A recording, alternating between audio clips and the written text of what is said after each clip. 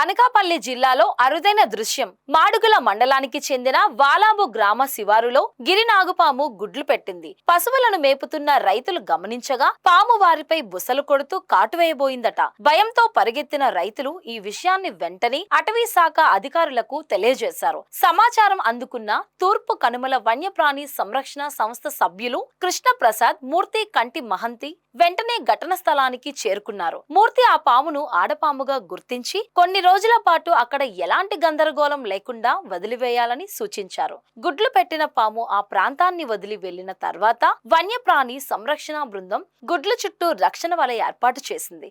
దాదాపు నెల రోజుల వ్యవధిలో 30 పాము పిల్లలు గుడ్ల నుండి బయటకు వచ్చాయి. తర్వాత అటవీ శాఖ అధికారులు వన్యప్రాణి బృందం సహకారంతో పాము పిల్లలను సురక్షితంగా బాక్సుల్లో వేసి సంకరం రిజర్వ్ ఫారెస్ట్ లోకి వదిలేశారు.